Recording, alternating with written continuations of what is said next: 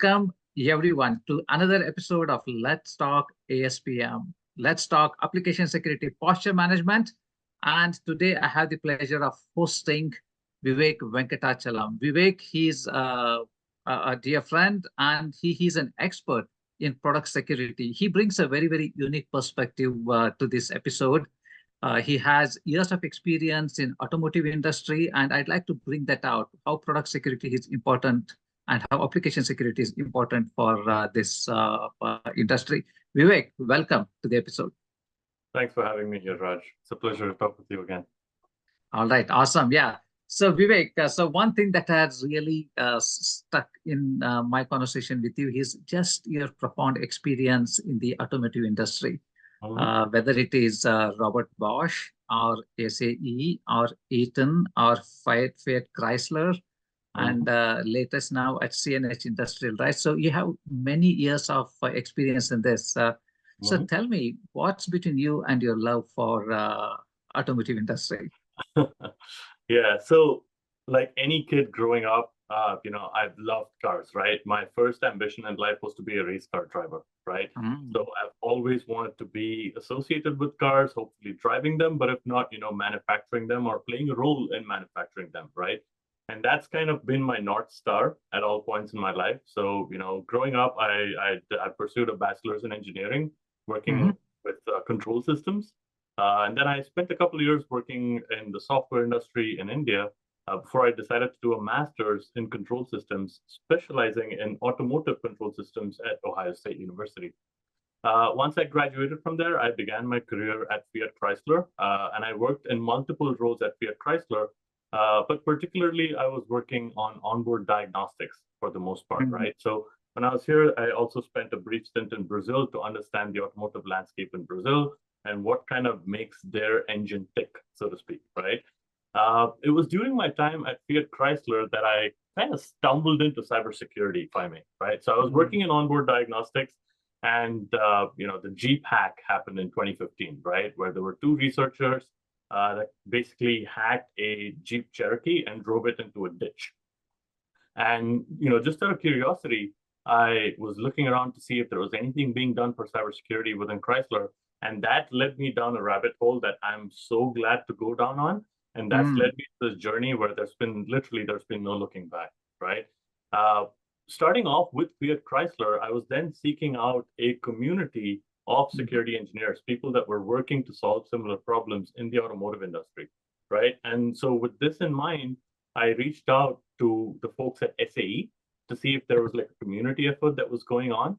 And I was able to join SAE at a time when standards were being defined for the industry, especially for verification and validation of cybersecurity on vehicles, right? And here, I was lucky enough to be welcomed into this community, which is, filled with dedicated professionals. Each one of them are giants in their own areas, right? So I was not only lucky enough to be let into this community, but they also let me stand on their shoulders as we continue to propagate the security culture across the industry, right? So I primarily come from a background of embedded security, right? How do we build security into like your infotainment systems or your autonomous driving systems and all of that? And then I came across this role at CNH, which said, hey, we're looking for someone to lead our product security program for connected vehicles in the ag and construction equipment industry. And that really piqued my curiosity because I hadn't given much thought to agriculture and construction. Like most folks, I thought it's a tractor, how much technology can be there? But this has just been so much of a learning curve for me. And I love it, right? This role has opened up an entirely new dimension, not just in terms of technology, but also in terms of security. And it's really given me the opportunity to dive headfirst into application security that I'm really grateful for. So, awesome. Your experience kind of reminded of my own childhood. Like many other kids at the time, you are now with the fancy. We all have this fancy for these cars, and we want to race around with them, right? And it's great that you actually built on that passion, and you're able to actually tinker with those things to make them more secure. So awesome. Yeah. No, it's been a great journey, and I wouldn't trade it in for anything else. Yeah. So, Vivek, tell me one thing. You told me a little bit about the Jeep experience, right? And so tell me, how is application security or product security different for an automotive industry versus, let's say, a financial industry or some other industry? Yeah, absolutely. So applications, when we think about it, typically on a regular basis, if, in your day-to-day life, when you talk about, your banking, you do everything through your banking apps, right? In the automotive industry, in the construction equipment and agriculture industry, the way people use applications has more wide-reaching efforts, right? And the effects that your applications carry are more wide-reaching for automotive. For example, as we're basically conditioning the driver to think less and less about driving, but we're thinking the driver, or we're getting the driver to think more about the experience that they're having in the vehicle, right? To let them experience the journey as they pay less attention to what's going on around them, right? Realistically, if you see, anytime you get on the road, and I don't mean to scare everyone over here, but anytime you get on the road, you're getting into a life and death situation. Right? Yeah. So it's through these applications that you're able to make this journey comfortable, you're able to make it safe, you're able to make it secure in a way that the drivers are thinking less about the journey. With automated driving, with heads-up display units, with infotainment systems, you know where the traffic is, where it isn't. You're learning to rely and trust on what the application tells you, right? All of these have applications running at the bottom of it. If you look at it in a way, it's really a mindset change, right? Growing up, we were asked, kind of not to trust strangers, not to take food from strangers, right? And then when the internet culture began in the 2000s, we were asked not to meet anyone off of the internet unless it was in public, right? Today, what do? We order food on an app, and we get it delivered. So we get food delivered by a stranger, and we invite the stranger home to deliver it, and we have no problem eating it. We don't even think twice, right? So it's a mindset change, right? All of this is based on the trust that applications have kind of communicated, right? So similar to that, there's also Uber, for example, right? You hail a cab today, right? Again, you trust a stranger to come home, pick you up, and drop you off safely. All of this is dependent on the inherent trust that we place in these applications. And the driving force behind this trust is the security that's built around these applications, right? We trust that these applications will not use our information for anything bad. We trust that these applications will not leak our information out to bad actors, to folks that could compromise our security, our social security numbers, our credit card numbers. So we rely on application security for everything without even knowing about it, right? And application security is what has got us to the stage where we're able to live comfortably off of our phone. I hate to say it. We're able to live off our phone in most cases. Now, when it comes to the ag industry, right, our farmers and our dealers extensively rely on us being able to do our jobs right so that they can maximize the yield of their crops, right? If you think about it realistically, a farmer gets one shot per year at maximizing their profits from yield, right? And they have 1,000 decisions to make, right? What crop should I grow? Where should I grow these crops? What kind of fertilizer should I use? What kind of pesticide should I use? What should I do? They have 1,000 decisions to make, very limited time to make it in. So they rely on our applications to give them the right data to help them make those decisions, right? And so it's our responsibility to make sure that the farmer is able to trust the data that we're putting in, that we're giving him to make those decisions that he makes. And AppSec is the only way to do that. Right. Awesome. Yeah. Great way to put AppSec in perspective here, Vivek. So you are right that people are putting trust in these applications, but as we all know, many a times applications do not live up to it. Many a times they do not live up to it, mainly because there is always this kind of a challenge that goes on between speed and security, right? There are so many changes that are happening. There is either cloud, agile, shipping software faster and faster. And at the same time, we need to make them secure. So this is where the art of application security comes in, to make sure that you let the people who drive speed in innovation drive it, but at the same time put security around it, right? So can you tell me about maybe 3 challenges that you see in setting up a robust AppSec program? Yeah. So before I get to that, right, just touching upon the point that you made, you're absolutely right. And this difference is very glaring in my industry, right? be it in the automotive industry or in ag and construction, we have applications that were developed generations back, right? That are continuing to be maintained, and it's just business as usual, right? There's no reason for them to build security into it.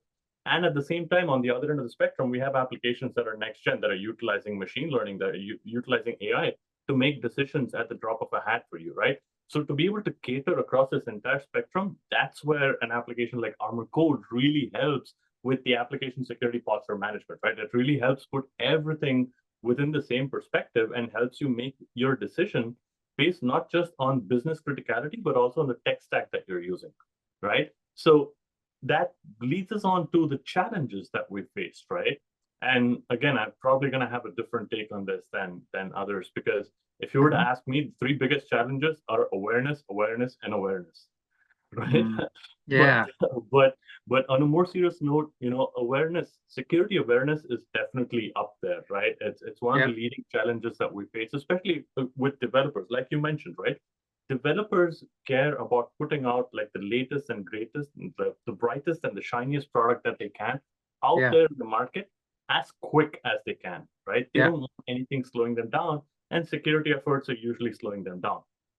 What we need to convey as part of the awareness from the security community is that working with security just helps them, it actually helps them put their product out in a quicker way, right? Because you're basically eliminating bugs.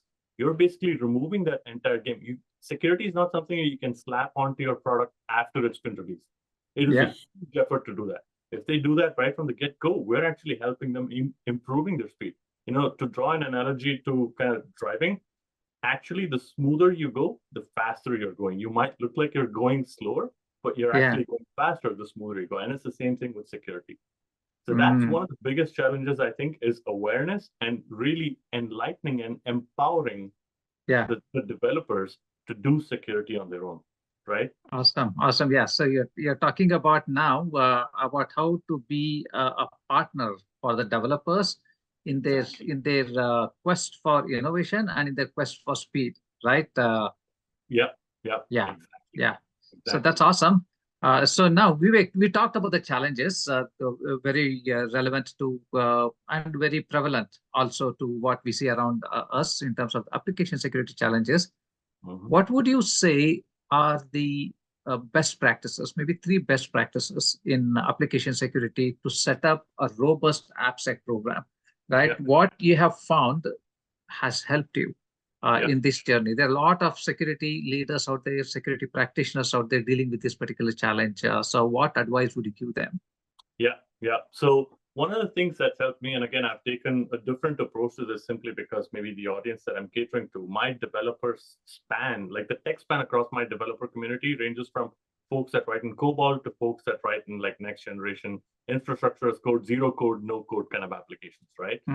So the way that I've taken this has been primarily focused on people, right? So it's been focused on the developer community and catering the security experience for the developer community.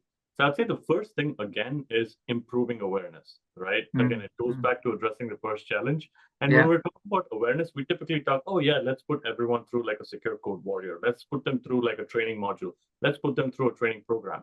But I want to take a different approach, right? This shouldn't be one of the trainings that you're mandated to take by your senior management once a year. You just flip through it while you're actually getting work done, right? Again, I want to put it in the form of, this has to be customized training for developers that lets them see the advantage that security brings to their own community, right? And I do this by hosting hackathons, for example, right? Let's get the developers in.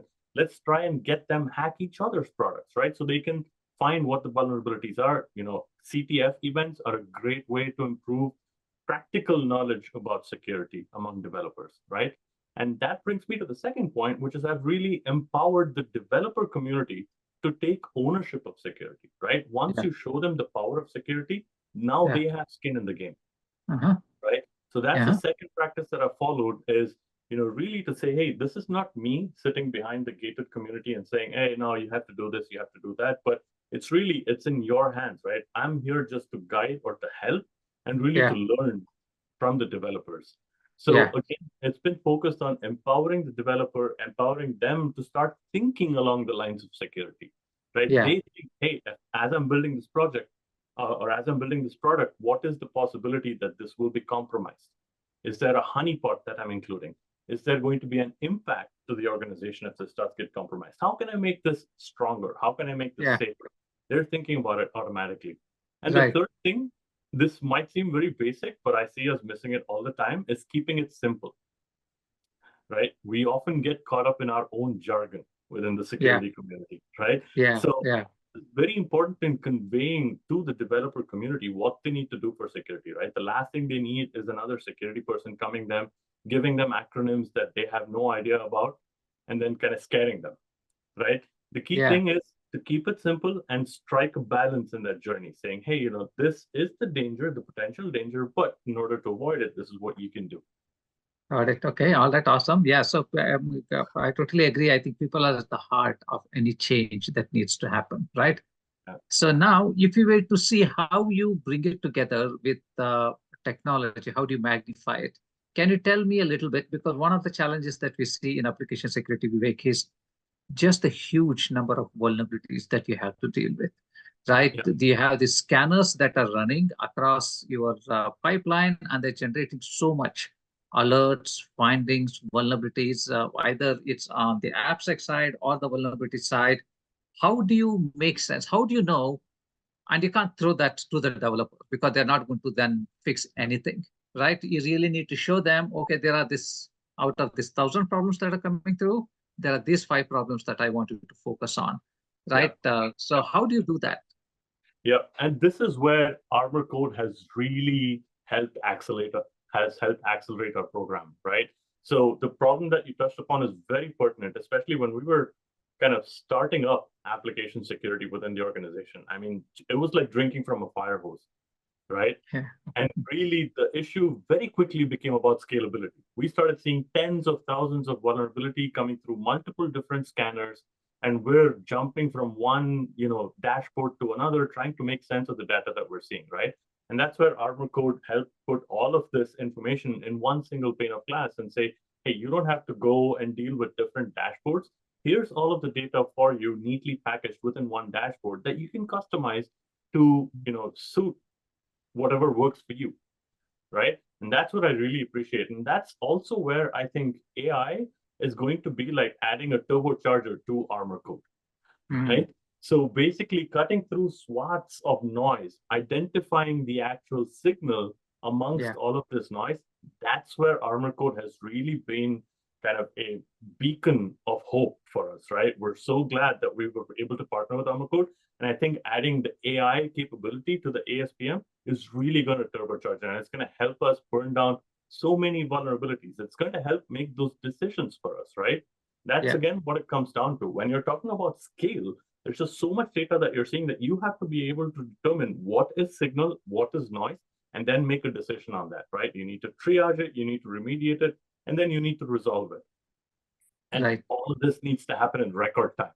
Yes. That's where I think, a tool like ArmorCode and ASPM in general is really key to not just get organizations from 0 to 1, but also to help them go from 1 to 100. Right? And you can see, having seen your journey, I see how quickly you were able to change that in terms. It's been a game changer for you in terms of just cutting through the noise and then fixing these problems, right? So how would you say, if you were to look at things before and after, how has it helped one burn to the security debt and also your relationships with the developers, because they are a big stakeholder? So how would you say it has changed? So initially, we were just using a CVSS score, right? Most of the tools that we see in the market today, when they want to convey the severity of a vulnerability, they go back to the old and trusted CVSS score. Now, the CVSS score, again, is without context of your application, right? So as security folks, we think of ourselves more like insurance salesmen, right? We want to say, hey, here's what could happen, and this is what you want to do to avoid that from happening. But at the same time, you want to scale it back, right? You don't want to scare the developer away, right? So with ArmorCode, what we've really done is we've been able to pivot from using the CVSS score as a way of conveying risk to we're using their weighted risk score that is available on the platform, right? Because this really takes into consideration the context of the vulnerability within the application, weighted along with the business criticality, right? There's so many things. There's factors like attack probability, whether it's external facing or not, whether the application processes like PII or critical information or not. We're able to add all those factors to give a realistic picture of what a vulnerability means within an application, right? And this has really drawn the developers in, right? And the way we've set it up by hierarchies. We've created individual teams within these hierarchies. So we've actually ended up gamifying the system. So teams are actually racing against each other to get into the ArmorCode platform and burn down the vulnerabilities. They love it when they see the graph go down like that. They love it. They can take that back to their management, right? So teams are actually, we have more than 300 active developers on our ArmorCode platform. And it's been less than a year that we've onboarded the platform. Wow. And these are folks that visit every day. They look at their repo, look at what they've submitted. They want everything to correlate, and they say, look, this single pane of glass. And as a developer, you don't care if a vulnerability is found in a SAT scan, a DAS scan, an SCA scan. A vulnerability is a vulnerability, right? It's a bug. You're just looking at fixing those bugs. So they see all of that in that one platform, and they get to see that graph going down. They love it. They keep coming back more and more. In fact, to the point where they've even said they don't want us creating tickets in their backlog. They're like, we're having a lot of fun just getting into this platform and looking at that graph go down every day. That they don't get that satisfaction by looking at, okay, here's the number of tickets that we closed in our backlog. Awesome, man. Such an amazing story here. You gamified the whole thing and made it fun, right? Put fun back into security here, right? We want developers racing with each other to basically solve these problems. Thank you for that detail in terms of making sure that the problem that they are solving is they find that meaningful. Because at the end of the day, for anybody, it's not just in development. All of us want to do work that we know is meaningful and that we want to know that it's making an impact, business impact, right? And in order for them to show very clearly, this is the problem you need to solve because this is the business impact it has. This is the problem. Don't even worry about it because it doesn't have much of an impact, right? So that's fantastic.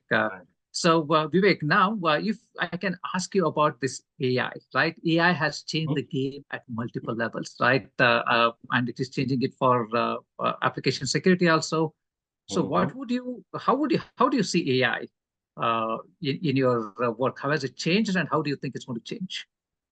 For us, AI, I see it as the vehicle that's going to really accelerate our journey going from a 1 to 100, right? So we're in a state of constant discovery, right? Where applications are being stood up and shut down all the time. And as security practitioners, right, we tend more often than not to wear tinfoil hats, right? We're kind of conditioned to be wary of everything, right? So we often tend to get caught up in one single vulnerability that comes up. There's so many new vulnerabilities that's being reported to the NBD every day. There's new CVEs being declared every day from all over the globe. So where does that stop?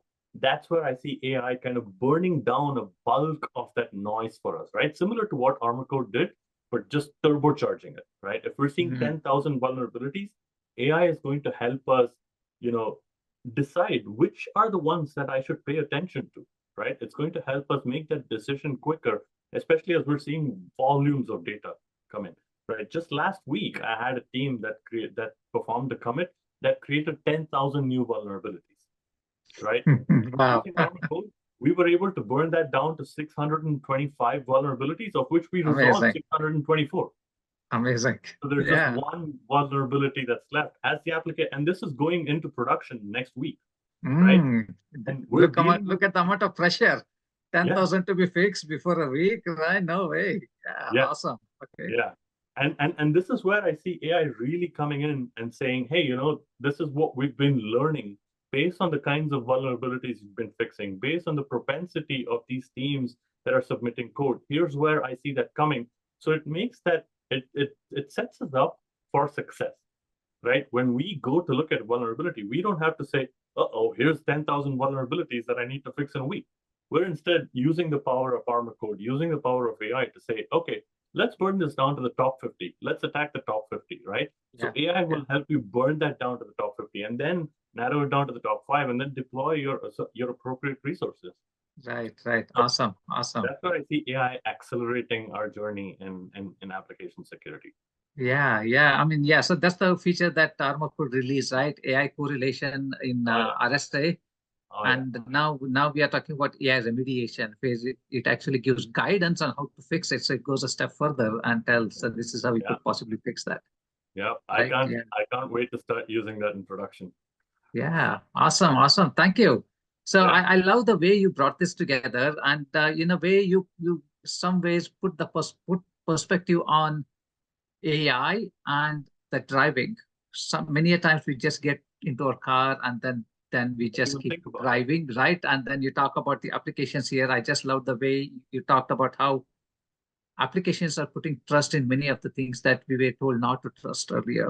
Of course, they have also created vulnerabilities, but you also talked about how to use a good application security practice to address those vulnerabilities that come with it, right? So maximize the good, whatever risks you have, minimize those.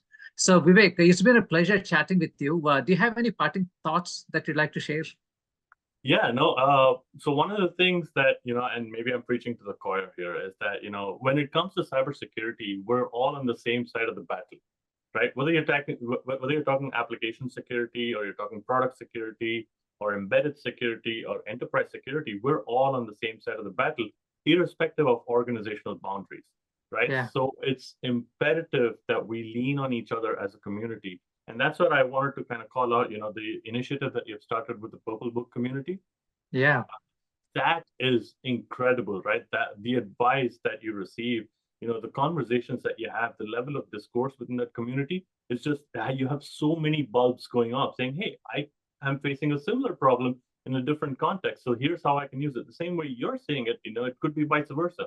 When you're sharing your experience, it could have bulbs go off for other people. So that's where I would say, it's important that the community kind of leans on each other, that there's really no, this isn't a zero-sum game, right? It's not that, someone wins only if someone else loses. We all win together, we all lose together. We're all tackling the same problem, and we're all on the same side of this battle in security. And again, I want to, thank you again for, having me on this podcast here. It's again an extension to the community that we're building, and that we continue to lean on with an application.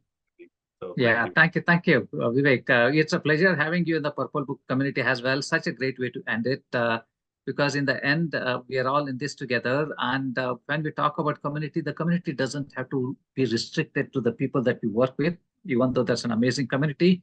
There are a lot of best practices, a lot of creative people in the community that we can learn from. So that's where the Purple Book community comes, where leaders like you come together, share best practices, challenges, what's the latest, what's the greatest, right? Highlights, lowlights, things like that.